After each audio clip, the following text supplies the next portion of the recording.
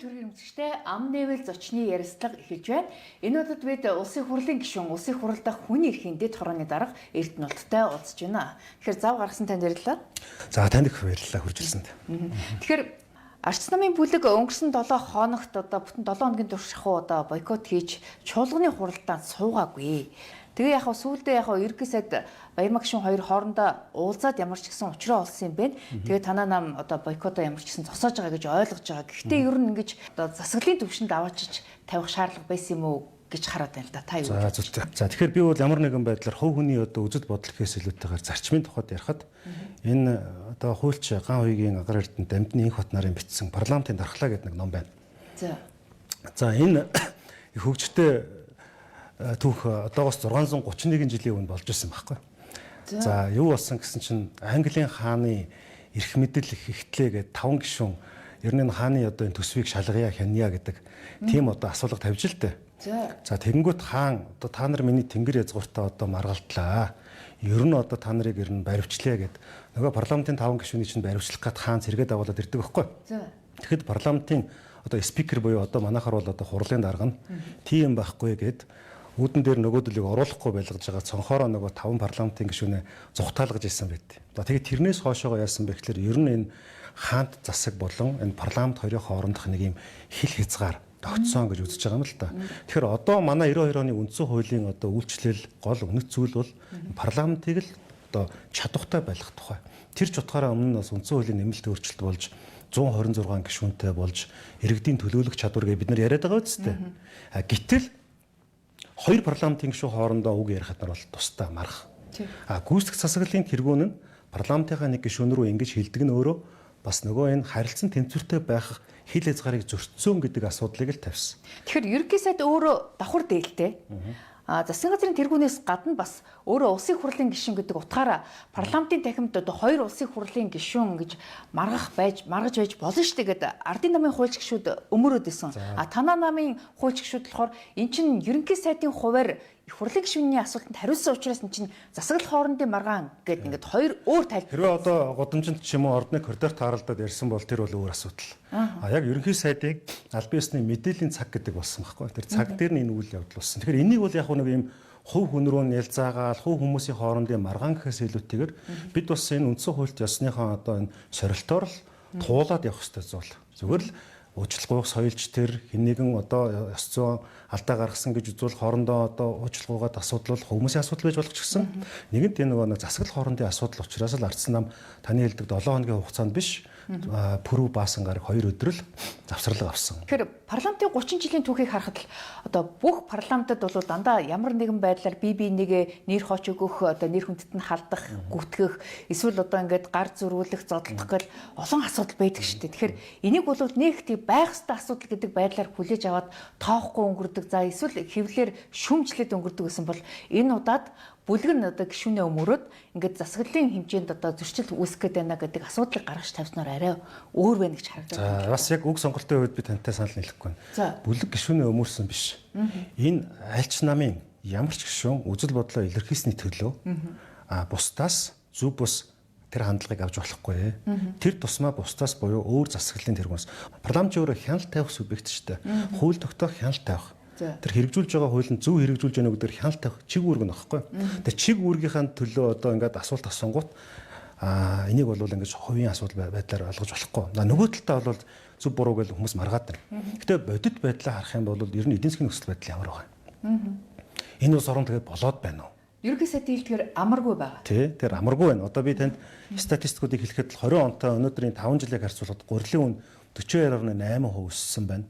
Төмсний үн 25%, ловонгийн үн 144.3%, будаагт 51.9%, өхрийн цул мах 64.3% гэх зүгээр ингээд наацхан статистик. Долларын ханшийг ботход л өнөөдөр бид нар ямар хэмжээтэй байна. Инфляц гэхэд л одоо 20 онд 3.8% байсан бол одоо 9.6 баг 10 руу 2 орн руугаа авирчин тий.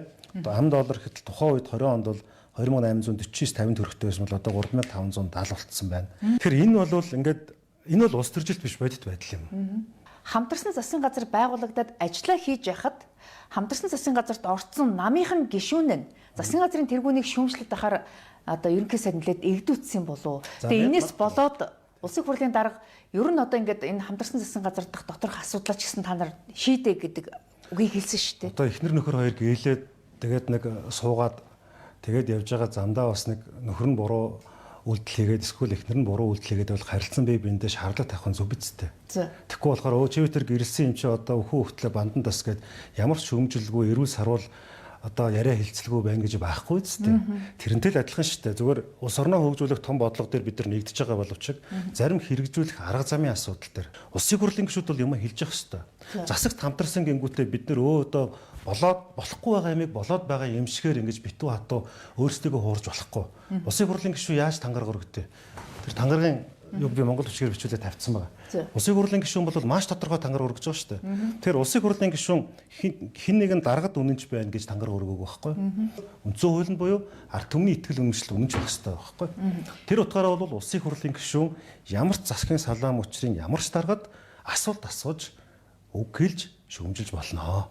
Энийг нь бол эмзэг хүлээж аваад авах юм бол энэ улс чинь цаашаа яах вэ? Эцэс энэ чинь ардчлалын гоо зүйл шүү дээ. Тэгэхээр ерөнхий сайд хэрвээ уучлалт гоохгүй тэр чигээрээ гүрийсэн бол асуудал цаашдаа яаж өрнөх байсан бэ? Танаа намын бүлэг магадгүй ерөнхий сайд уучлалт гоохгүй бол дараагийн алхам юу вэ гэдгээ дотроо ярьж байсан уу?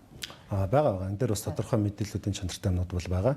Зарим хүмүүс бол ёс зүйн байнгын оронд хандах хэрэгтэй гэсэн. Магадгүй их хурлын хоёр гишүүний асуудал байсан бол нэг өөр тий. Энэ засаглал хоорондын асуудал ус учраас зарчмын чанартай зөвлөгээд би бас нэг тодорхой хэмжээний юм судалгаанууд номнуудаас хийгээд бас нэг юм бичсэн байна л да.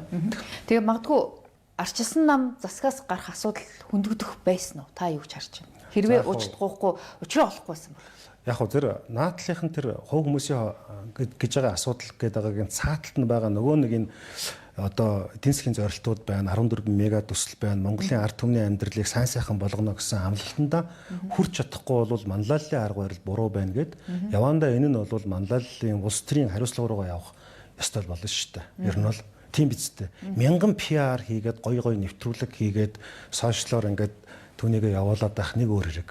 Бодит амьдрал дээр хүмүүсийн амжиргаа ямар байна вэ? Тэр л чухал шүү дээ.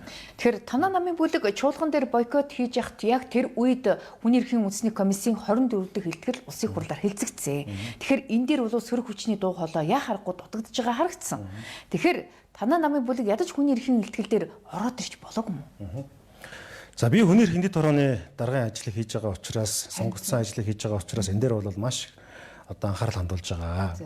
За энэ бол дөрөвд өдөр болсон үйл явдал гэхээр энэс 3 хоногийн өмнө буюу даваа гарагт нь Арслан намын улсын хурлдах бүлгийн одоо хэлцэх асуудалд хүний эрхийн үндэсний комисс мэдээлэл хийсэн. За нэг. За хоёрдугаарт нь зөвхөн энэ одоо хүний эрхийн одоо 14 дахь хэлтгэлээс гадна хүний эрхийн багц хууль 10 гаруй хуулийн асуудлууд явж байна. За 3 дугаарт хүний эрхийн үндэсний 2 дугаар хөтөлбөр 2003 онд 1 дугаар хөтөлбөр 2003 онд гарч ирсэн. За ингээд одоо тэрнээс хойшоогоо бараг 18-9 жилийн дараагаар хүний эрхийн үндэсний 2 дугаар хөтөлбөр 272 зүйл заалтайгаар орж ирэх гэж байна. За ингээд ер нь бол нөгөө саяны хэвлэлийн эрх чөлөө, жагсаал цуглаантай холбоотой асуудал төр ч гэсэн хүний эрхийн асуудлууд бол байгаа. Тэр энэ дээр бол би бол сар болгоны 2 дахь 7 хоногийн 5 гарагийн өглөөний 10 цагаас хүний эрхийн форумтойгоо байнга уулзж байгаа. Өөрөлдвөл энэ нөгөө нэг удаагийн ингээд хэрчмийн харангуйтаа түүнийг зөв буруу гэхээс илүүтэйгээр урт хугацаанд энэ ажил яаж явж байгаа гэдэг чинь маш чухал. Хүний эрхтэй холбоотой 10 гаруй хуулийн ажлын хэсэг төсөл дээр ажиллаад явж байгаа. Тэгэд хүний эрхийн үндэсний комисстэйгээ бол нэлээд одоо нухацтай чамбай ойр адилж байгаа гэж үзэж байгаа. Тэгэхээр ер нь бол бидний хүний эрхийн асуудал чинь 24 оны 11 сарын 20-доор улсын хурлаас ч гэсэн стратеги батлахтай хүн төвтэй бодлогыг шийдвэр гаргалтыг хэрэгжүүлнэ гэдээ зорилго тавьсан байж байгаа. Тэгэхээр энэ бүх зүйл дээр л явж байгаа. Тэгэхээр хүний эрхийн үндэсний комиссийн илтгэлийг улсын хурал зүгээр сонссон болоод өнгөрдөг.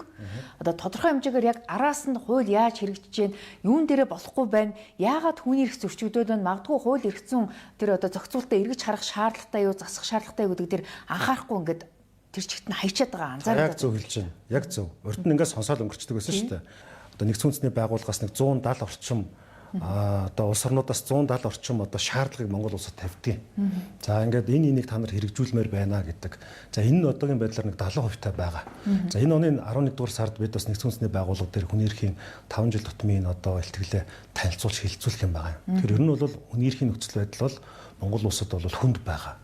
сая хүний эрхийн үндэсний комиссийн одоо илтгэл дотор бол ингээд ноцтой сэтгэл эмзэглүүлэм тоо баримтууд сонсогдчихсэн л да. Сүүлийн 4 жилд гэхэд бага насны хүүхдийг хүчирхийлэх гэмт хэрэг 2-3 дахин өссөн байдаг гэдэг асуудал. Тэгэхээр энэ хүмүүс одоо хүүхэд хүчирхийлээд байгаа энэ гаж домтонгуудтай яаж тэнцэх ёстой юм бэ? Магадгүй одоо цаазын ялыг сэргийх юм уу? Эсвэл одоо юу гэдгийг тэр тариад одоо асуудыг шийдэх ийм гарц байж болдгоо юм гэдэг асуудлыг иргэд хөндөд байгаа л та. Тэгэхээр яг таны асууж байгаа асуулттай холбогдуулаад би 3хан тоо баримт хэлье.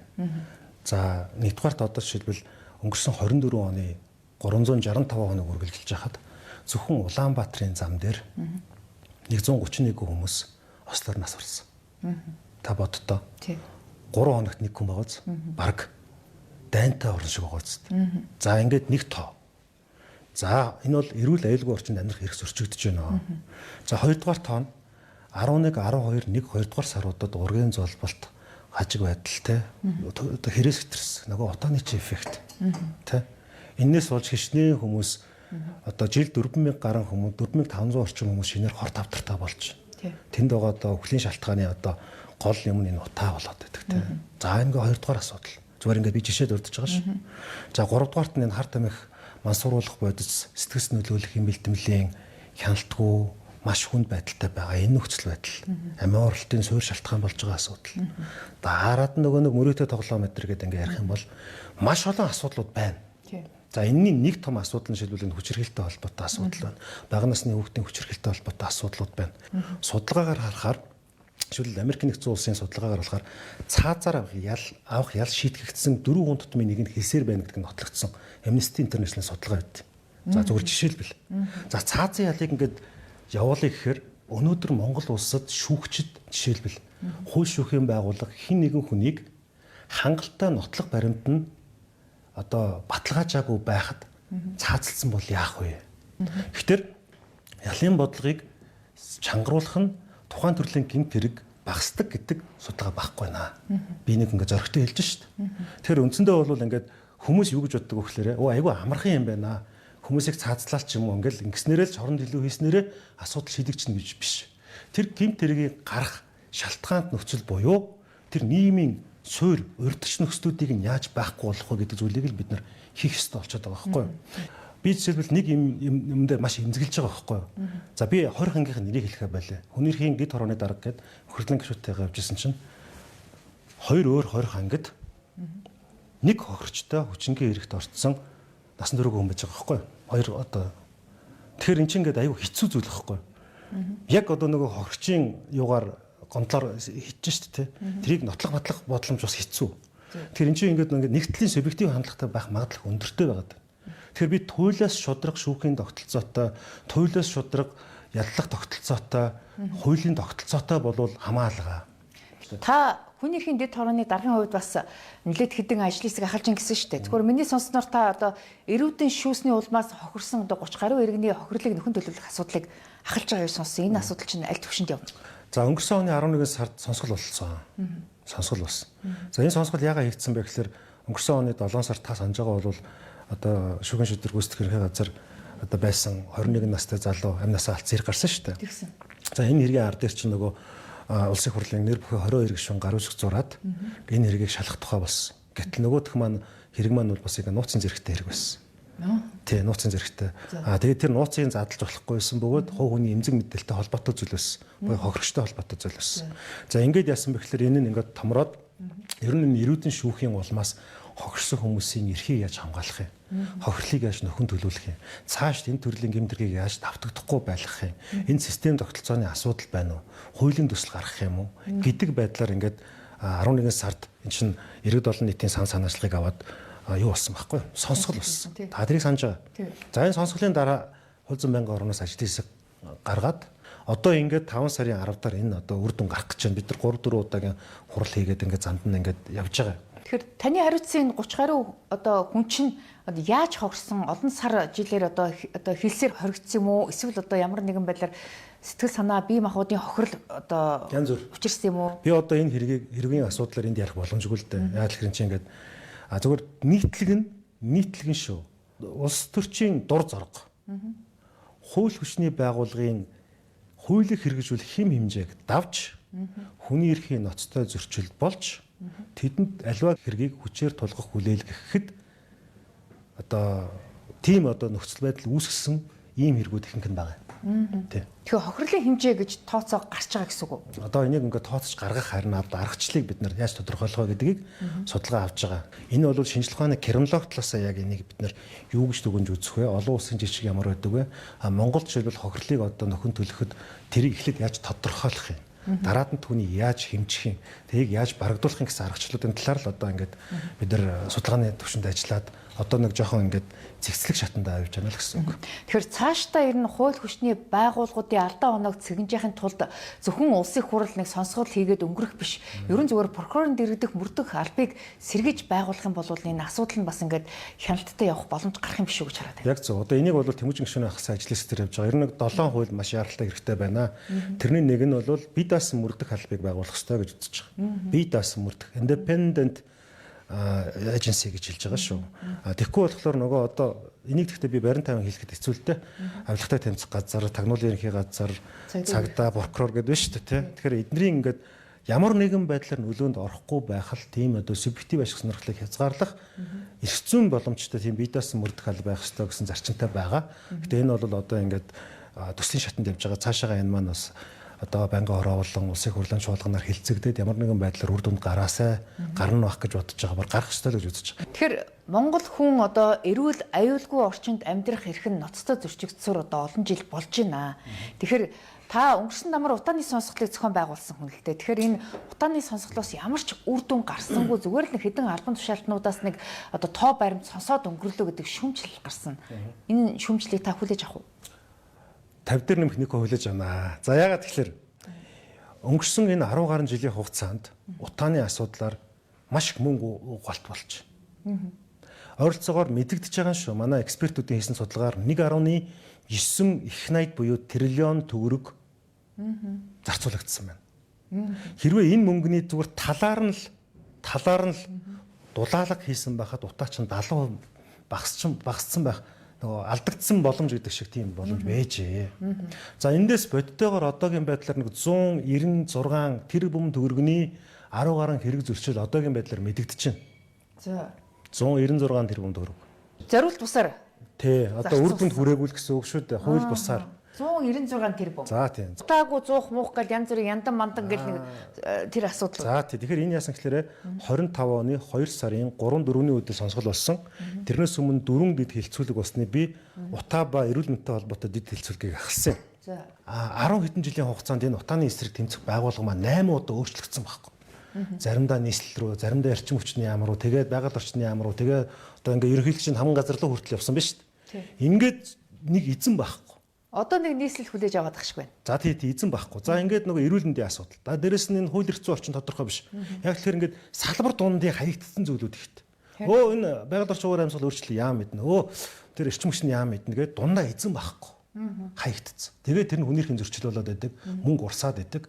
Янз бүрийн бизнесийн байгууллагуудын лобби гүйж орж ирээд ямар ч хяналт цензургүйгээр мөнгө урссан байдаг тийм үү. Тэгэхээр тэр 196 тэрбум төгрөг чинь чухам юун дээр гарсан зөрчил юм.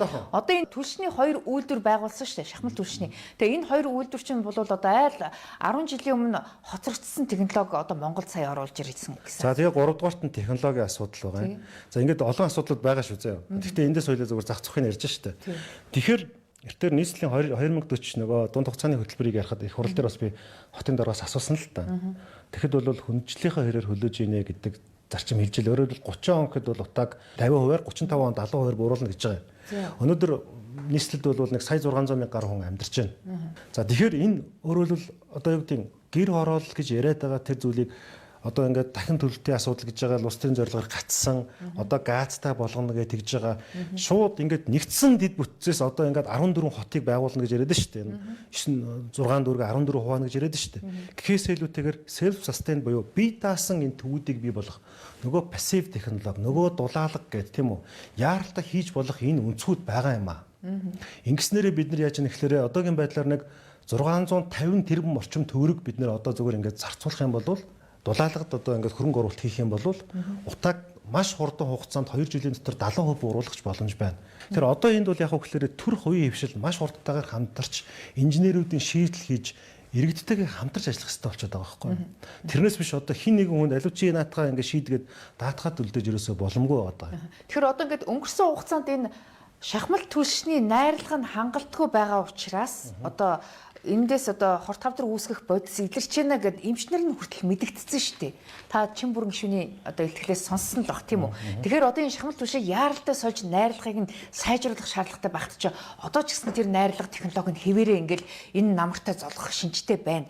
Тэгээ удахгүй жилийн дараа дахиад хагас коксцсон одоо тийм түлшний үйлдвэрийг байгуулна гэж байна. Энэ түлшний үйлдвэр чинь ч гэсэн бас тийм хангалттай сайн одоо түлш байж чадахгүй гээл. За хоёул шийдлээ шүүмжлээд байна. Зүг. За энэ дээр ч ерөөсөө нэгдүгээр додон төвийн сайд сая 2 сараас 3 сарын 1-ээс эхлүүлээд энэ асуудлыг зэгцлэхээр мэдээлэл хийсэн шүү дээ. За энэ бол тэр хүнээс асуусан зүг баг. Яг ямар шийдэлтэй юм бэ? Тэр найрлага марлагын стандарт гэх тийм үү? За миний хийж чадсан зүйл бол би улсын хурлын 42 гишүүний гаруй цуглуулсан. 48 гишүүний гаруй цуглуулад. За одоо ингээд утааг өвөл болохоор ярьдаг, үерийг зам болохоор ярьдаг, халаалтыг намар болохоор ярьдаг ч гэдэм юм уу, хавсраг янз бүрийн ямиг одоо хавар болохоор ярьдаг ч гэдэм үү. Улирлын чанартай хэдүүл асуудлаа явах болёо. Утаан дээр төр хороо байгуулъя гэдэг ингээд санаачлал гаргачихгүй юу? Гижил сая манай ажлын хэсгээс бол ер нь энэ дид хороо байгуулъя гэдэг санал шийдэгдээд гаруй цог зураад ингээд явчлаа. Тэгэхээр одоо бол утаа бол зөвхөн өвөл ярьдаг асуудал биш. Жилийн 4 улиралдаа нэгдсэн ийм долгион дээр мэдээлэл хуваалж шийдвэрлэдэг байя гэсэн ийм зүйл байгаа. Жишээлбэл байгаль орчны яам дээр тэр олон улсын болон үндэсний стандартыг нь одоо шинжлэх тухай асуудал процесс явж байна. Эрүүл мэндийн яам дээр 4 ажлын хэсэг гарцсан явж байна. Эрүүл мэндийн төрийн нарийн бичгийн дараа 30 даргын хэлж байгаагаар бол Монгол хүний түгээмэл өвдөд байгаа. Монголчуудын түгээмэл амь насыг нь одоо ингээд аваад занал хийлээд байгаа энэ өвчин судалдаг юм лабораторийг ингээд яаралтай байгуулъя гэдэг. Би их хурлын гишүүнийхээ хувьд бол тгийа. Тэр одоо 2.78% байгаа эрүүл мэндийн төсөв. Чинь дийлэнх нь бас цалин цааванд явчихж байгаа байхгүй юу? Эмч цуйлагчийн.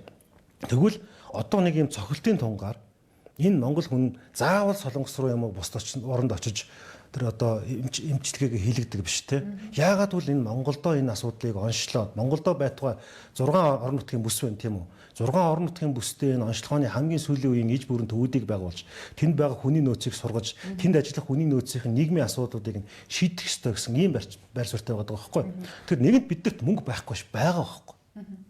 Төрийг данхаалахгүйгээр олон дарга нарын сэтрийг нэмэхгүйгээр цалиа авдаг хүмүүсийг нэмэхгүйгээр өнөөдөр тэр асуудал мөнгөд шийдэж болно. Жишээлбэл өнөөдөр би нэрийг хэлээд явах. Улсын өмчит үйлдвэрийн газар уурхачтаасаа илүү олон дарга нартай захиргаанда дарга нартай байгууллагууд байгаад байна шүү дээ. 100 яманд 60 ухна гэдэг шиг. Тэгвэл тэрийг л цомгох хэрэгтэй байхгүй. Өөрөөр хэлбэл Монголд хамгийн сайн хийх ёстой зүйл бол дарга ангийн тоог 50% бууруулах хэрэгтэй. Тэгжээж яг тэр баялаг бүтээж хийж байгаа хүмүүстэй боломжийг нь олох хэрэгтэй. Хоёрдугаар учрын сайдын хэлээд байгааг би бол би дэмжиж байгаа. Тэр юу гэхээр энэ олон ашиггүй ажиллаж байгаа төрийн өмчтэй ажиллах нэгжүүдийг татан болгоё гэдэг. Одоо та бодлоо төрийн албан дундад цалин хийдэй одоо. 5 жилийн өмнө 1.6 сая бодит цалин байж. Одоо 2 сая авцсан явж штэ. Гэтэл 2 сая авцсан юм шиг боловч нөгөө инфляц, нөгөө үнийн өсөлтөөсөө хамаарад яг 5 жилийн өмнөхтэйг ижлэх байдал байгаа байхгүй бодит байдал нь тий. Гэтэл баахан 8-аас 10 сая төгрөгийн цалинтай дарга нарын орон тоог нэмсэн. Нөгөөдүүл нь болох юм бол тэнгэрээс бууж ирсэн юм шиг тансагладаг байдал байгаа шүү дээ. Тэгэхээр энийг чинь бид нар ингэж ширгээж татчихээж яг тэр одоо боломжоо бий болох хэрэгтэй. Хоёрдугаар зөвхөн 2 хөршөөс гадна 3 дахь орны хөрөнгө оруулалтыг татах боломжийг нэмэгдүүлснээр бид хөгжин шүү дээ. Тэгэхээр таасаа хэллээ шүү дээ. Төрийн албаны орон тоог цомгохтож тансаг зардлыг нь хасъя гэдэг саналыг тавьж гин тийм үү.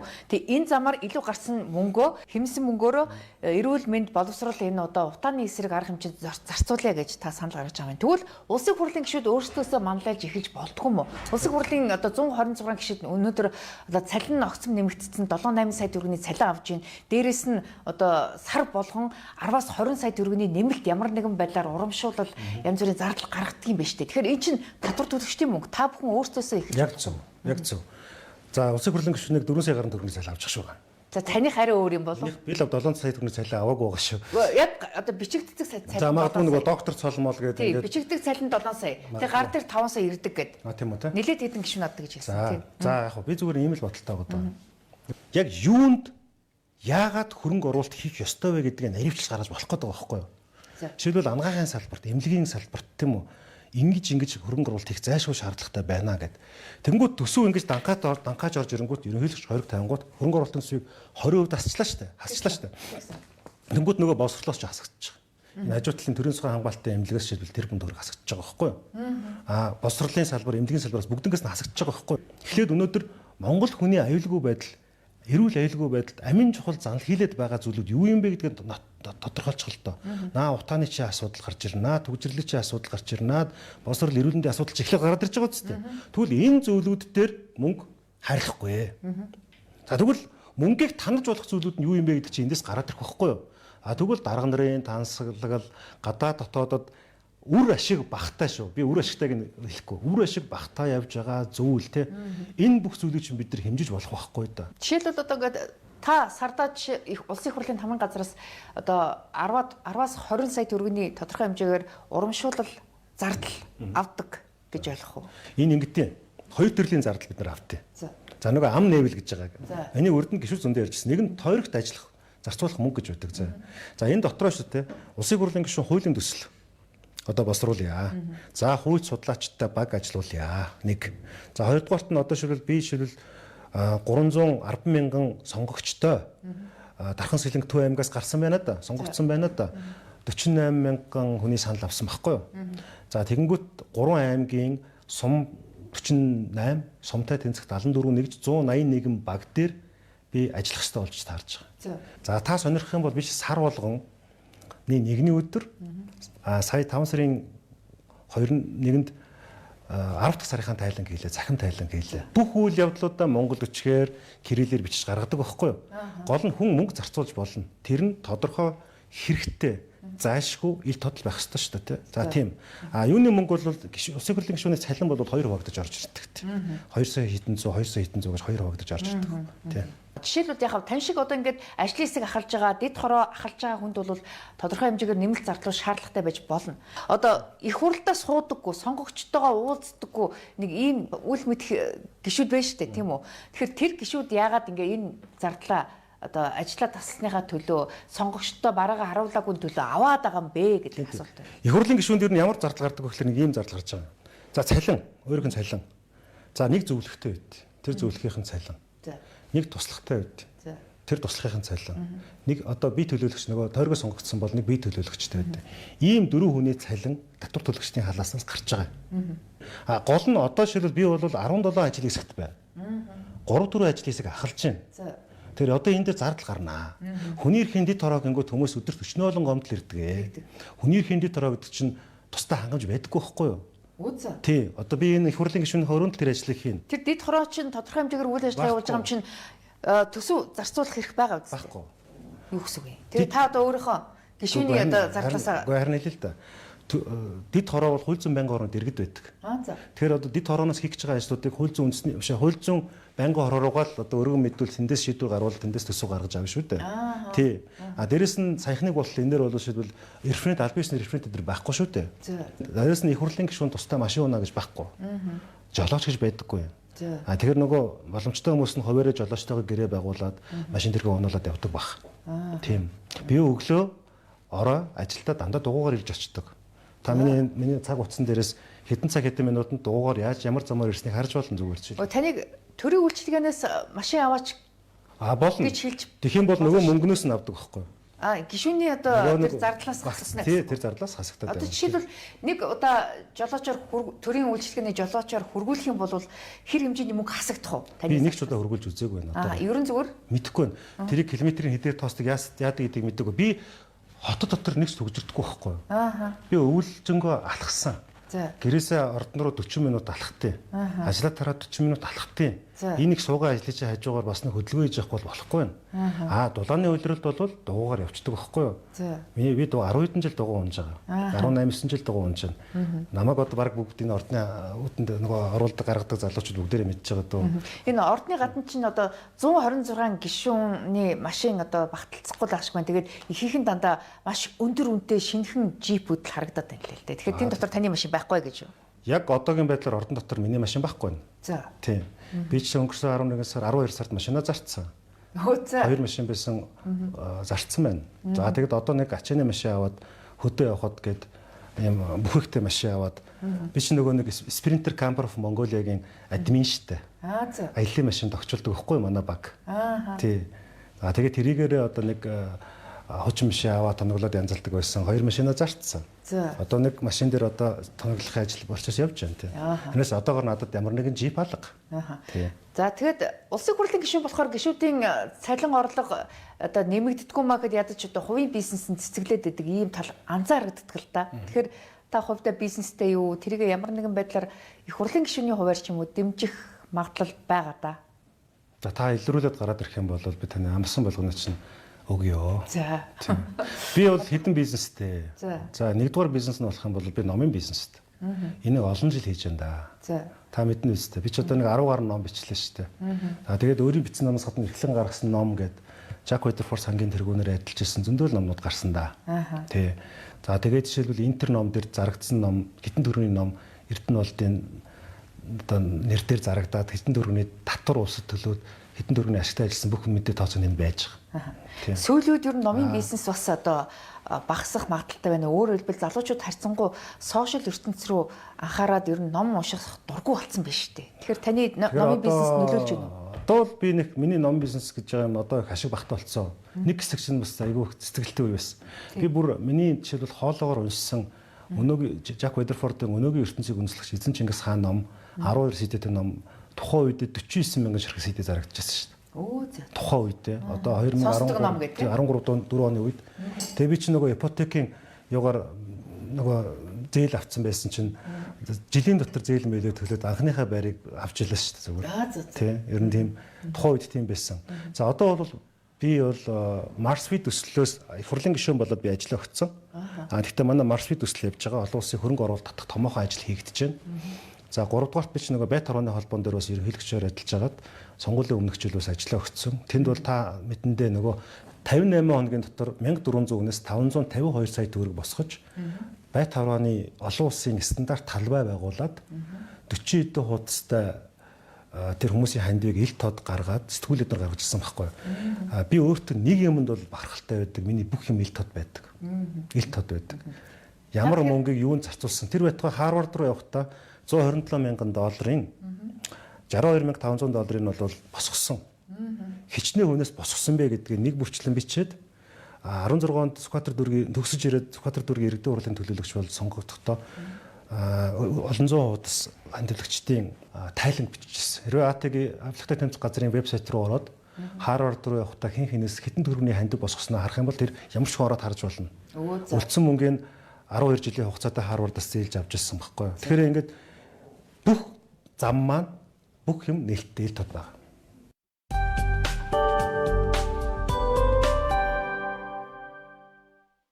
Гэр бүлийн нандин дурсамж амттай хоол инээд хөр. Гэвч санаа зовлтгүй. Зээл хэрэгтэй бол Pocket. 3 төрлийн амтад пробиотик унда оргил сүлжээ дэлгүүрийн бүх салбарт хамгийн хямдар. Аригтай хадгалаад 100 саяын эзэн болороо хадгаламжийн урамшуул дайн дахин зарлагдлаа. Ариг банк. Шинэ бүтээгдэхүүн худалдаанд гарлаа. Гайхалтай амтыг газар шимээс. Канадын алдарт Jameson брэнд Омега 3 100 жилийн түүхтэй өндөр тунтай хэрэгсний дараа загасны амтгүй. Хялбар хөрөнгөлөл үйлчилгээний хариултаа хадгалыгаар цуглуулсан 25 мянган төгрөгөө 50 мянган төгрөг болгож аваарай. Худалдаа хөгжлийн банк. Дархлаагаас сэргийх цаг боллоо. L-Casei Монголын анхны амьд ашигтай бактериатай сүм унда. Өглөөний цайнд та хэрэг сахар хэргэлдэг вэ? Үүнд 6 ширхэг йотон агуулгаддаг. Харин үүнд 4 ширхэг йотон агуулгаддаг.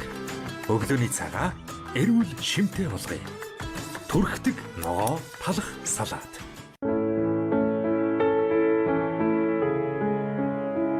Хамгийн зөөлөн зүсэн. Хамгийн дулаан цаг мөчөд зориулв. Мирка энхри зөөлөн тусмаа амттай. Альпен голд шоколадны гайхамшигтай амтны үүсгэх эерэг давлгаа. Заавал эргэн ирдэг. Альпен голд шоколадны гайхамшигтай амт эерэг бүхнээ хуваалцаарай. За тэгвэл нь штэ. Мобор эхлээд комор төгсдөг өөрөн телефоны оператор.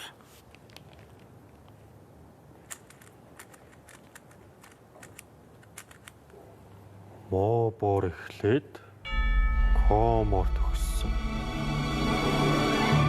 Ухаалаг төхөөрөмж гар утсаа хуваан төлөх нөхцөл өргөдөг. Хиймэл оюунд суурилж зээл авах хамгийн өндөр боломжийг чинь тооцож өгдөг газар гинэ.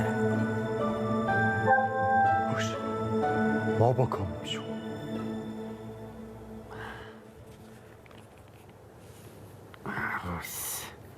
Аруус гэж амтан байхгүй л да. Энэ нь тэгэхэд өмнө нь авсан утсаа буцааж өгөөд шин төхөөрөмжийн өмнөөс асуулаад авч болно гинэ. Уу яг хуучин утсыг чи аваад шинэ олгож өгөх гэсэн үг байхгүй да. Зээлийн эрэхтэй тааруулж бидний ч төхөөрөмж зэрэг авч болно гинэ.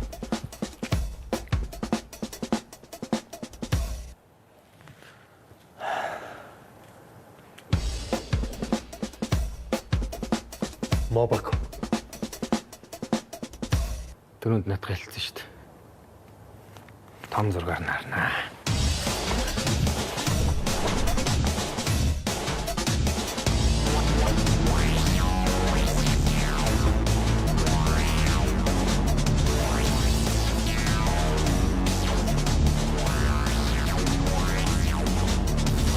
Хөш. Би хэрэглэж шүү дээ.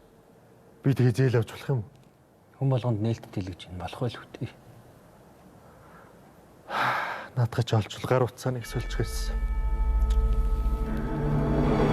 Мобиком зээлийг хамгийн таатай нөхцлөөр. Антибиотик хэрэглэж байхдаа би Linux-ийн 3-4 мөрддөг. Эмчилгээний эхний өдрөөс антибиотик ууснаас хойш 3 цагийн дараа доод тал нь 2-7 хоног. Linux Forte өөрийгөө хайрлаарай. Эмийн завраас гач нөлөө хориглох цаалтыг уншиж эмч эмзүүчээс асууно. Дэлхийд шоколадны чанарыг бэлэг болон бусад гэж хоёр ангилдаг. Бэлэгчүүд шоколадыг 400-ны турш урлаж байна. Бэлэгт урлав. Бианка. Дархлаагаас сэргийх цаг боллоо. L-Casei Монголын анхны амьд ашигтай бактеритай сүм ундаа. Хялбар хөрөнгөлөл үйлчилгээний хариултаа хадгалыгаар цуглуулсан 25,000 төгрөгөө 50,000 төгрөг болгож аваарай. Худалдаа хөгжлийн банк. Jameson брэнд пробиотик 10 тэрбум ашигтай бактери, 14 төрлийн пробиотик, ДНХ шинжилгээ хийсэн анхны пробиотик. Шинэ бүтээгдэхүүн худалдаанд гарлаа. Гайхалтай амтыг газар шимээс. Аригтай хадгалаад 100 саяын эзэн болороо хадгаламжийн урамшуул дайн дахин зарлагдлаа. Ариг банк. 3 төрлийн амтад пробиотик ундаа оргил сүлжээ дэлгүүрийн бүх салбарт хамгийн хямдар.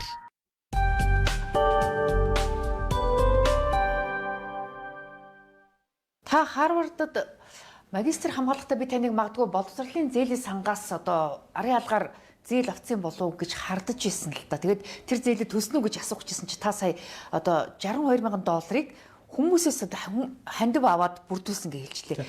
Тийм хэмжээний одоо хандив цуглахад хэцүү дээ. Та одоо ингээд интернет рүү ороод дайчин чанар төсвөрийн талбар буюу байт гарууны талбай дээр 552 сая төгрөгийг намайг яаж босгосныг харах юм бол бүх мэдээлэл нэлт тод байж байгаа. Archery Mongolia гэдэг сайт руу орох юм, пэйж рүү орох юм бол бүгд байж байна. За Харвардд явсан хандив өгсөн хүмүүсийг авилгатай тэмцэх газрын одоо захим хуудас руу ороод 2016 оны миний тайланг татаад авах юм бол дэлхийн айлч өнцөг болон бүрээсдгүүн дээр Эрдэнэ болдод хичнээн хүн яаж хандив өгсөн бэ гэдэг нь бүгд харагдаж байгаа. Тэгж хандив олон ажил зохион байгуулсан шүү дээ. Ер нь маш олон ажил зохион байгуулж байсан шүү. Магадгүй одоо та улс их хурлын гишүүн болчхоор тэр одоо тухайн үед танд одоо хандив өгч одоо гадагшаа сургуульд явуулж исэн хүмүүс эргээд одоо танаас одоо ач хариулахыг нэхэх болов уу гэж та болгоомжилж байна уу? Тэр одоо дандаа л манай найз нөхөд хүмүүс байгаа да. Би чинь тухайн үед JCI дэсэн JCI-гээс жишээлбэл хүмүүс хандив өгжсэн. Тэгээд энэ ил тод байгаа юм ч одоо яах вэ? Хэрвээ тийм надад хандив өгсөн хүмүүсээс ямар нэг асуудал гарах юм бол би шууд хувийн ашиг сонирхолтой гэд тухайн хэлцэх асуудлаас татгалзсан шүү дээ. Одоо энэ хүмүүсийн шуугаад байгаа шиг надаас Монголын томоохон компаниудаас хандив өгсөн алга байна. Тэгэхээр ямар ч гэсэн бизнесийнхний карманд бол орчихгүй гэж та итгэлтэй байна. Би угаасаа хүн болвол холын зорилготой хүн ойрын зовлонд бүдэрж болохгүй гэж байдаг шүү дээ. Улс Монголынхон төлөөгөө тангаар өргөцсөн хүн 5 цаасан дээр худалдагдах юм бол ангой шүү дээ. Тийм ёс зүйн тийм юу байж болохгүй шүү дээ. За тэгвэл та Харвардаас өмнө бас Индианаг их сургуулийг төгссөн гэж хэлсэн шүү дээ. Тэгэхээр чи тийшээ бас хин нэгний хандиваар явсан юм уу, хуваараа төлсөн юм уу яасан юм? За 2004 онд буюу 21 жилийн өмнө 12 дугаар сарын 25-нд тухайн үед засгийн газраас оны шилдэг 3 оюутныг тодруулсан. За 7000 оюутан өрсөлдсөн гэсэн үг л да. За би ингээд засгийн газраас 2004 онд Монгол улсын оны шилдэг оюутан боллоо. Одоо манай нөгөө нэг алтан нар доктор моктортай гижлэн гэсэн үг байхгүй юу? За ингээд 10 дугаар богдъё. Тий. За одоо тэгээд оны шилдэг оюутан болонгууд засгийн газрын зардлаар одоо гадаадад магистрантурт суралцах эрхийг олгож байгаа. За ингээд энэний дагуу тухайн үед би 3 дугаар курст байсан байхгүй. За ингээд манайх чинь 5 жил сурдаг мөсийн хууль.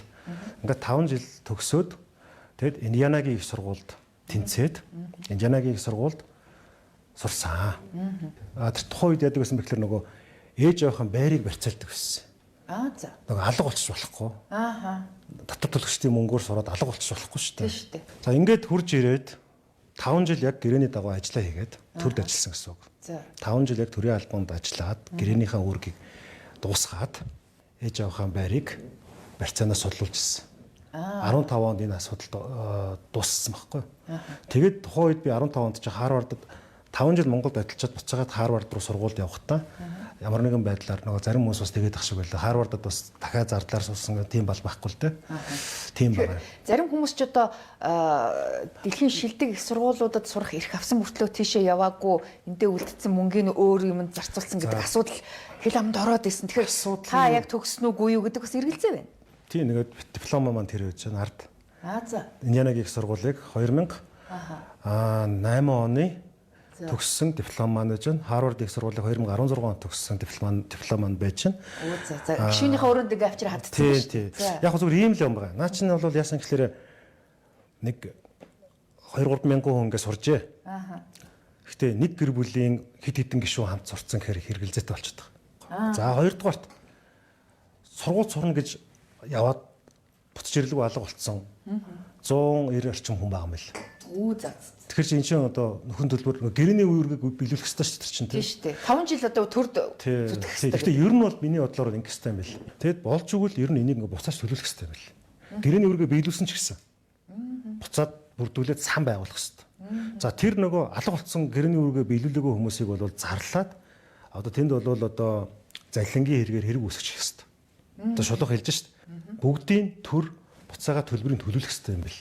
Тийм шүү дээ. Тий, энийг зүгээр энэ Бат найрамдал гишүүн ярьж байгаа одоо яг Босрлын зээлийн сангийн ажлын хэсэг ажилласан одоо дүгнэлт мөгөлтэй танилцуулаад тогтоол могтоол гаргаа явах бах. Би бол тийм бодолтой байгаа.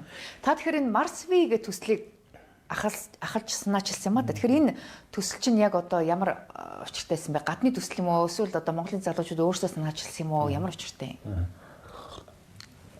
За хоёул нэг маш товчхон хэдэн статистик бас ярихад. За өнөөдөр 2025 он 5 сарын 6-ны мегмар гараг. За одоогоос 25 жилийн дараа дэлхий ямар байх вэ гэж. За хамгийн ойлгомжтой зүйлүүдийг хэлэхэд дэлхийн эдийн засаг бол нэг 250 их найд буюу триллион доллар төрөх юм байна. За. Тийм үү? Ковидын үед 88 их найд доллар байсан байхгүй дэлхийн эдийн засаг чинь. Тэгэхээр 250 их найд доллар гэдэг чинь бол одоогоос 3 дахин өсчихөж байгаа биз? За. За тэр үед ер нь дэлхийн нийтийн өрсөлдөөн хаашаа явах вэ гэхээр мэдээж энэ хэмээл оюухан эдгээр чинь явсаар байгаад сансрын эдийн засаг буюу space economics гэсэн юм руу эргэл туцалдгаа орчиж байгаа. Хүн төрөлхтөн өөр гариг эрхэс рүү явах тухай асуудал. Яг ингээ ярихаар чи модон жорлонгоосоо салаагүйж Марс ирлээ гэж хүмүүс шөмжилдэг. Яг би яг тэгж бодоо сууж байна. Би ад үзэгдэхээс айхгүй заа. Монгол улс ирээдүйд шинжлэх ухаанд итгэдэг залуу үетэй өрсөлдөх чадвар нь шинжлэх ухааны талбарт байж чаддаг тийм хөгжингүү үндэстэн болж чаднаа. Одоо бид нар зовлонтой байж болно. Хит уул уурхагаас хамааралтай байгаа энэ эдийн засгийг яаж уураг тарихтайгаа холбож Монгол залуучуудын энэ их оюуны потенциал, өрсөлдөх чадварыг дэлхийн хэмжээнд үнэлүүлэх вэ гэдэг энэ бодлогын үр дүнд Марс төсөл гарсан юм. Дэлхийд 509 сая км квадрат. 40% нь хуурай газар, 40 гаруй хувь нь 24 цөлтэй. Энэ 24 цөлөөс 7 хүйтэн цөлийн хамгийн хүйтэрдэг халдаг нь Монголын говь. Монголын говь дээр ямар нэгэн зэвсэг техникийн дуршилт биш. Цэвэр хүний нөөцийн бэлтгэлийн сургуулийн төв байгуулъя л гэсэн. Марс руу явах гэж байгаа хүмүүсийг бэлддэг. Дээрэс нь одоо тусгай сонирхлын аялал жуулчлал буюу та заавал Марс руу явахгүй гэж болно. Гэхдээ хөрст орчлон хөрст өөр гариг дээр хүн төрлөختнийг амьд гарах даван туулах чадварыг нь өгдөг тийм сургалтын төвийг л Монголын говьд байгуулъя. Энийг Монголын аялал жуулчлалын бизнес модель болгоё л гэсэн төсөл хэвгүй юу. Сүүлийн 5 жил бид нар NASA, JAXA, ISRO гэдэг Америк, Япон, энтх дэлхийн 22 шинжлэх ухааны агентлагуудтай хамтарч ажиллаж байгаа. Судалгаанууд хийсэн байгаа. Хэрвээ энэ нэвтрүүлгийг манай залуучууд үзэж байгаа бол миний нэр Эрдэнэт Цухатар ард нь Mars Society гэдэг бичлэлээр миний NASA дээр тавьсан илтгэлийг англи хэлээр үзэж болно. Тэгэхээр Монголын говийг одоо энэ судалгааны төв болгох боломж байна уу? Тэр олон улсын хэмжээнд ер нь юу гэж хүлээж авчих юм? За энэ бол бүр гайхалтай үр дүнтэй байгаа. Монгол улсын засгийн газрын хөтөлбөрт 4 зүйлээр энэ төслийг дэмжихээр зүйл заалт орцсон явж байгаа. Тэгэхээр таны өрөөнд орж ирэхээр ингээд нэг сансар окторгууд ороод ирсэн юм шиг ийм ингээд орчин бүрдүүлсэн байна л да. Тэгэхээр энэ одоо маш том хэмжээний ийм зургийг та өөрөө захиаж зуруулсан юм уу? Эсвэл хэн нэгэн танд бэлгэлсэн юм уу? Энэ манай Гавьяат Батүлэг зураач, манай Марс төсөлчийн хажууталтай ийм шинжлэх ухааныг дэмждэг уран зургийн галерей бүтээдэг зураачтай. Тэгээ манай энэ Батүлэг Гавьяатын зурсан зураг 4 метрийн урттай, 2 метрийн өндөртэй. Энд бол нийтдээ 24 шинжлэх ухааны том нээлтүүд байгаа. Тэгээ энэ зургийг бол манай Батүлэг худалдаар зурсан. Үзэсгэлэнт энэ чинь төрүүлсэн зураг. Тэгээ энийг худалдаж авч болно. Сонирхсон хүмүүс нь. Тэгээ авах хүн нь аавны үзгээд энэ тавьчихсан. Та нэг ёсондоо бас энэ зургийг одоо худалдахад туслах гэж ингэж өрөөндөө өлгчээд байгаа юм шүү дээ. Тэгээ ямар үнэтэй одоо хүмүүс сонирхох юм бол энэ зургийн үн бол манай сонирхсон хүн Батүлэг зураачтай өөртөө холбогдож үнэ тохиролцож худалдаж авч болно. Тий. Би тэр хүний бас хувийн нөгөө юунд нь халдмааргүй байна тий. Уран бүтээлчийн одоо эрхчлөөнд нь халдмааргүй. Ямар ч гэсэн энэ бол нөгөө супер блүү мун буюу том хөх сар гэдэг сар шүү дээ. За энд бол нөгөө нэг том морин толгойн небула тий хар нүх мөх гэдэг том зүйлүүд байгаа. Тэгээ ингээд мөрөөдлийн цаахан ирээдүйн энэ шинжлэх ухааны гоё аваар орон зай авахгүй. Тэгээ нөгөө нар сарыг монголчууд эрхмэлдэг тий. Тэгээ тэр хоёр нь аль аль нь байж байна. шинжлэх ухааны одоо 24 нийлдэхээр дандаа одоо шинээр нэгдсэн одоо од гаргуудын одоо надад энэ зургийг нэг хүн бэлгэлсэн. За энэ амгалангаа яг өөрийнх нь бүтээсэн зураг гэж. За. Бэлгэлсэн. Их нацаг дурчин. Тий, тэгээд энэ болохоор тэр нацаг дурчин яг дээдлэлт нэг од юу байгааз? Тийм бай. Од гэлж байгааз. Яг өөдөөс нь Марс буюу улаануудын гарыг харуулж байгаа юм л да. Тэгээд хаа байсан 93 жилийн өмнө 25 настай монгол залуу оддын тухай шүлгэлж ирсэн шүү дээ. Манай хүн төрлөختөнд чамтай танилцахыг хэдийнээс хүснэ гэд. Тий. Эрдэнэт Марс одоо гэжсэн тий. 18хан мөртөө 50 хэдхэн үгтэй энэ шүлэг бол 7 том шинжлэх ухааны нээлттэй холбоотой шүлэг. Зат. Тий. Тухайн үед 1900 онд буюу энэ шүлэг бичигдэхээс нэг 31 жилийн өмнө Францын шинжлэх ухааны актын бол Марс гариг бол биднээс илүү хөгжилтэй юм байна. Яг гэвэл тэдний дээр гариг дээр байдаг нэг том цав байдаг шүү дээ. Тэр цав бол яг холоос харахад бол нөгөө нэг инженерийн хүний гараар бүтээгдсэн юм барилга байгууламж шиг харагдсан юм байна л да. Тэгээд Марс дээр бол нэг ухаант бодгол ч юм уу юм амьдрт юм байна гэд хүн төрлөختөнд тийм одоо хүлээлттэй байсан юм байна тухайн үед. Тэнгүүт нацаг дөрс найрагч холох газраас гялалзан харагдах өнгөт одоо хязгааргүй окторгон дунд зугаасан олон улаан очоо нарт ертөнцийн дотор суугаа Марс одоо манай хүн төрлөختөнд чамтай танилцахыг хэдийнээс хүслэе гэж хүн төрлөختнийг төлөөлжсэн. Бидний шүлгийг 8 орны хэл дээр орчуулад англи хэл дээр кино хүртэл хийсэн. Кино наадам руу явуулсан. Өөрөөр хэлбэл бид нар ингээд нөгөө хүн төрлөختөнд зориулж монголчууд хизээ яцанаас ингэж мөрөөддөг ард түмээ. Бидний туйлсыг уншихад хүртэл баатарлагын туйлс байдаг. Бидний үг дээдсийн мөрөөдлийг харахад хүртэл дэлхийн энтэй сансрын ингэр байсан. Бид өнөөдөр мөрөөдлөө бүрхэгдүүлж алдаж өдөр тутмын ахуй амьдралын зовлонд бүдчихэд нөгөө мөрөөдөгч ард түмэн гэдгээ бид нар умартцсан байгаа юм л. Тэгэхээр таны аав Сүхбаатар бол одоо олон жил өдрийн сонин ардын эрх сонинд ажиллаж исэн одоо Ахмад туршлагатай сэтгүүлч байсан. Тэгэхээр та ер нь аав шиг бас сэтгүүлч болъё гэсэн мөрөөдөлтэй байсан уу? Ягаад чи таныг харахад ер нь хэл бичгийн одоо энэ чадвар бол ааваасаа үүссэн болов уу гэж анзаарагдаад байна л та. Одоо тэгээд өгд эцэг эхийн хаан одоо тэр орчин орон зайд л байна шүү дээ. Манай ээж хоёр маань бол хоёулаа хуульч мэрэгчлээ хүмүүс. Тэгээ манай гэрээр бол хуульчд маш их ирдэг байсан. Тэрээс л хуульчдын тийм одоо халуун тогооны орчин одоо тэгэл ээж маань прокуророос тэтгэврт гарсан. Тэгэл хуулийн зүйл анги заалтыг бол би их сургууль хуулийн ангид орохдоо хүртэл үжээ мэддэг болсон байсан байхгүй. Аав маань бол зохиолч сэтгүүлч хүний хувьд бас яг намтар зүй судлаар бол олон бүтээл төрөвсөн бараг 40 орчим ном хэвлүүлсэн байна да. Тэгэд манай гэрт маш олон зохиолчд ирдэг байсан. Одоо тэгэл Данзангийн Нэм Сурангаа ирнэ, Шагдрын Уянгах ирнэ, тэгэл Гунаажавын Аяр Зонах ирнэ. Ер нь маш олон одоо Дарь Сүрэнгийн Сүхбаатар, Оюун Бадмын Сундөө, Манс Сүрэнгийн Бат Төмөр гэдэг одоо би чинь Данзангийн Нэм Сурангааг ирээд манай тонх болгонд нурууг ингэж угааж өгнө. Тэ бид нарт чи яг үйлчлэгээний албанд нь ажиллана шүү дээ. Бид нар ер нь зохиолчдын орчинд л өссөн юм а да. Тэгэлгүй яах вэ? Одоо тэгэл хоолыг хийж өгнө. Тэгэл зохиолчдын ярьж байгааг нь сонсно, хажууд нь шүлгээ, тэд нар чинь их гоё гэгээлэг шүлгээ уншина. Утга зохиол ярина те. Тэдний чинь хажууд ингээл би чинь бас туслаа суун те. Би чинь хоол хийдэг айлын том хөлт учраас надаар тэд нар хоол хийлгэн те. Тэгэл тэднэр чинь би заримд нь морин жолооч хийж өгөн, янз бүр те. Тэгэхээр тэдний дэргэд бол муу хүн байж болохгүй шүү дээ. Тэгэхээр ер нь бол тэр зохиолч гэдэг чинь ерөөсөө муу хүн байдаггүй. Дандаа сайхан хүмүүс байдаг. Тэгээ одоо сэтгүүлчдээс бол манай Жамлын Мягмар сүрэ ах байна те. Манай Гангаах тэгэл одоо зөндөөл хүмүүс байна. Тэгээ зүгээр 1992 онд үндсэн хууль батлагдахад би чинь ордон дотор гүйж явсан байхгүй юу? Үгүй за. Тэгээ манай гэр дарханд байсан. Тэгээ аав маань бол ард ирэх сонинд парламентын томчоор ажилладаг байсан. Тийм. Тухайд тэгээд бид хоёр чинь найдаг өслөхөр нөгөө гэр хөдөөж гисэн мөсийн дотор байранд амьдардаг байсан байхгүй юу? За. Аавыгаа дагаад энэ ордонд энэ доор хэвлэх хөлдөр байдаг байсан шүү дээ. Доор нөгөө ард ирэх сонины хэвлэх хөлдөр байдаг байлаа шүү дээ. Тэгээд хэвлэх хөлдөр дээр сууж जैन зураг зураа сууж जैन. Тэгээд тэр үндсэн хууль батлах процесс тэр олон нөгөө олон 60 70 хоног үргэлжлэх чинь би чинь жоохон 9 настай хүүхэд дээрээ чинь ингээ хараа суужсэн байхгүй. Өө за. Тэгэхээр 9 настайгаас та төрийн ордонд ер нь аваагаа дагаад орж ирсэн. Тэрнээс хойш одоо ингээд өөрөө энэ ордонд ер нь эргээд бас улсын хурлын гишүүнээр сонгогдно гэсэн юм мөрөөдөл байсан уу? Үгүй тэгээ яг нөгөө тэр үед чи яасан гэхээр манай аав чинь өдөрт мэдээ өчнө, 2 мэдээ өчнө. Тэгээ нэг хүн 2-оос илүү мэдээ бичиж болдгоо байсан байхгүй. Тэр чинь нэг урамшуул. Тэнгүүд 3 дахь мэдээ, 4 дахь мэдээгээ миний нэр дээр биччихдэг байсан байхгүй.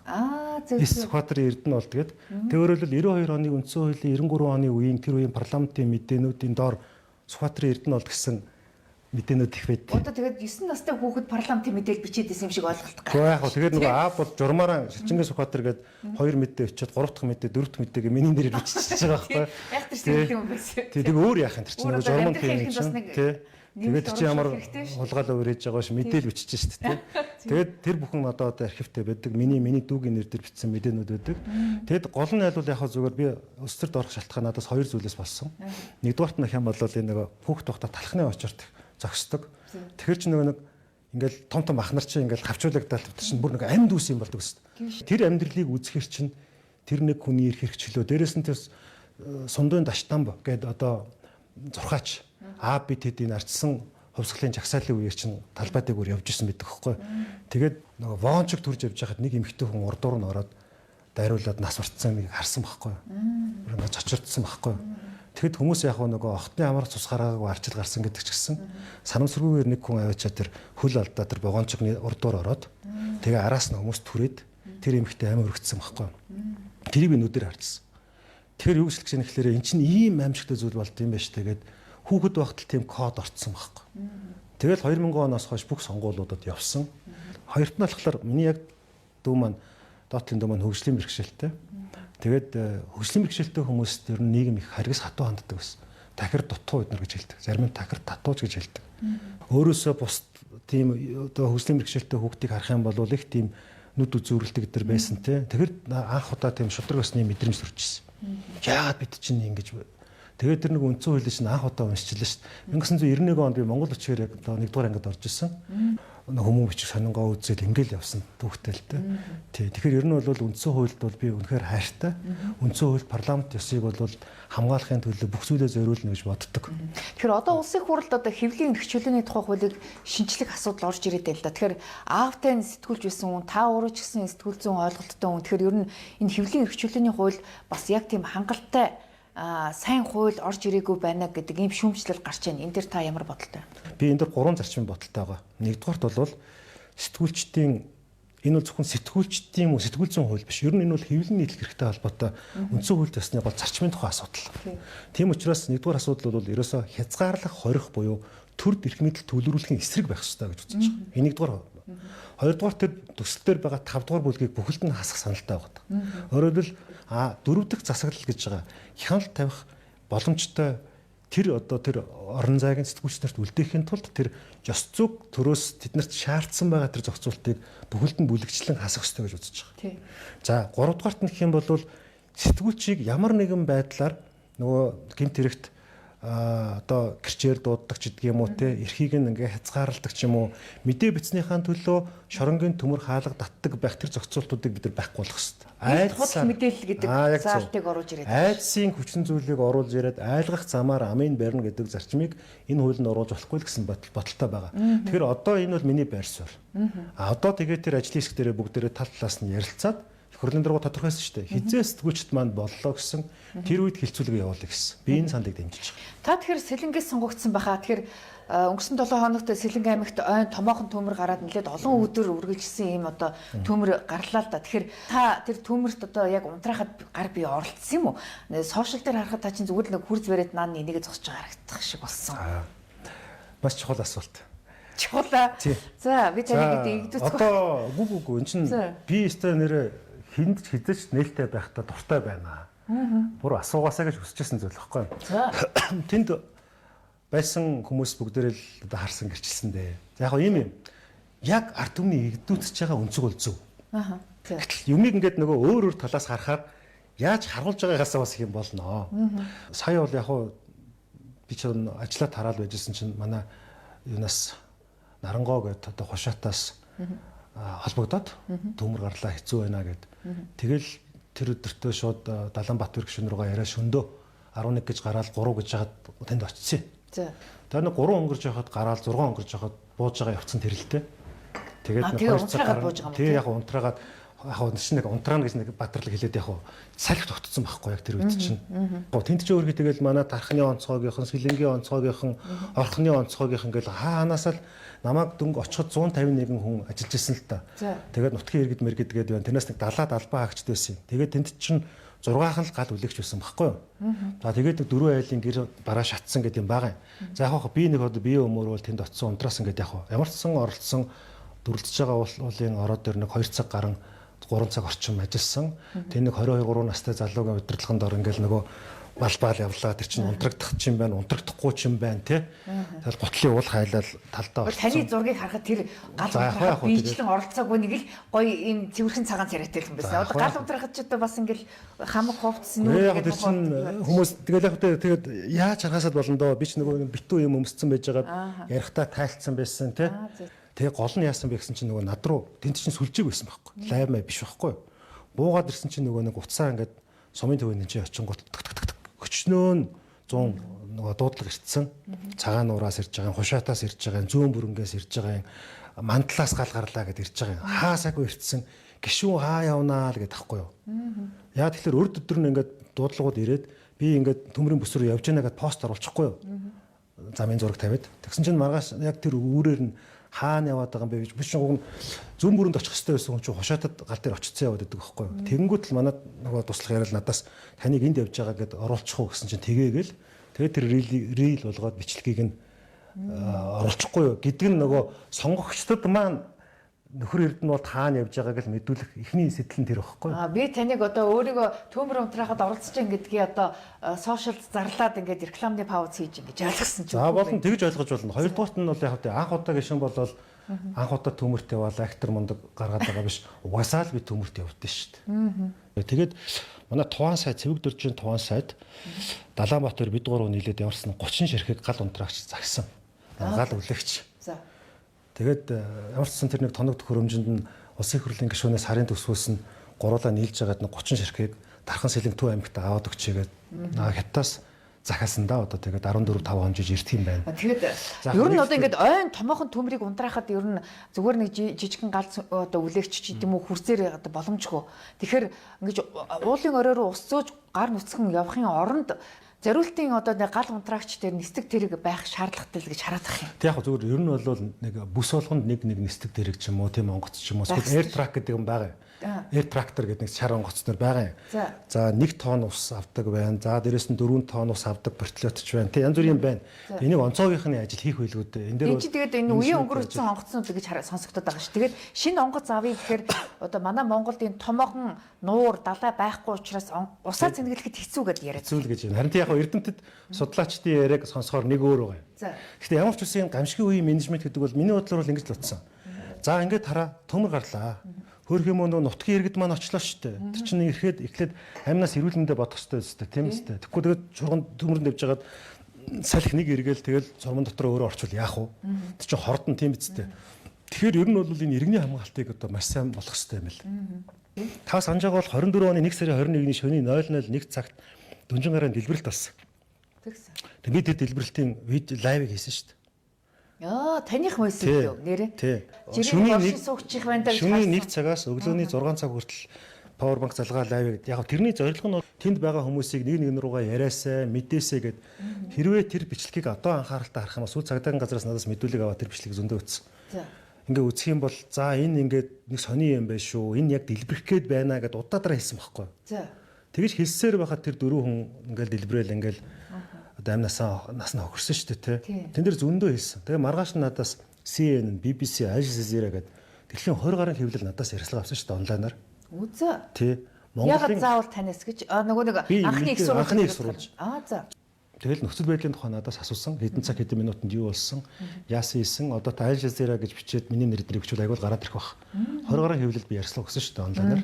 Тэгэхээр Монголын онцгой байдлын ер нь бас энэ одоо газтай холбоотой ийм гал төмөр гарахад яаж ажиллах вэ гэдэг тэр технологийн одоо техникийн алдаа гаргасан уу? Та юу гэж харж байна? Гэхдээ яг нэг мэргэжлийн байгууллага шүүхэн дүгнээд явж байгаа одоо. Шүүхийн ажлыг би урдуур нэгээд яг. Гэхдээ бүх юмд бэлэн байдалтай байх ёстой. Нөхцөл байдал үүсгэхэд буюу цагийн байдал үүсгэхэд яаж ажиллах вэ гэсэн бүх өдөртөмж аагаас яа хүртэл бүх албан тушаалтай хүмүүс тодорхой байх ёстой бөгөөд иргэдийн яаж оролцооч гэсэн ойлгомжтой байх ёстой л гэж би бодож байгаа юм. За ингээд бидний ярилцах цаг ингээд дуусж байна. Ингээд бидний урилгыг хүлээж авч дэлгэрэнгүй ярилцлага өгсөн танд баярлалаа. Тэгэхээр та улсын их хурлын хүний эрхийн дэд хорооны даргын хувьд ер нь хүний эрхийн зөрчилтэй холбоотой олон асуудлууд дээр ажлын хэсэг ахарж ажиллаж байгаа юм байна. Тэгэхээр хүний эрхийг хангах тал дээр энэ улсын их хурлд орж ирж байгаа хуулийн төслүүд ядаж л хүний эрхийн үндэсний комиссаас санал дүнэлт авдаг болох ийм боломжийг одоо энэ нээх гэж байгаа гэж харж байна. Тэгэхээр энэ асуудал дээр та бас хууль эрхцэн зохицуулалт дээр чамбай хяналттай ажиллаарай гэж танд амжилт хүсье. За баярлалаа. Тэгээд нэг л зүйлийг эцэст нь хэлье. Эцэст хүний эрх гэдэг бол зүгээр нэг одоо аль нэг албан тушаалтны амнаас гардаг PR-ийн үг биш юм аа. Энэ бол Монгол улсын тусгаар тогтнол, үндэсний аюулгүй байдал энэ үндсэн хуульд ёстой шууд хамааралтай зүйл юм аа. Тэгээд ам нээвэл нэвтрүүлэгт урьж оролцуулсан эрхэм эгчид болон 25 дугаар сувг телевизийн хамт олондоо ус шин сэтгэлээс амжилт хүсье. Баярлалаа. За баярлалаа. За манай энэ удаагийн ам нээвэл зочны ярилцлагаар улсын хурлын гишүүн, улсын хурл дахь хүний эрхийн дэд хорооны дарга Эрдэнэ болд оролцлоо. Анхаарлаа туссан үзэгч та бүхэнд баярлалаа.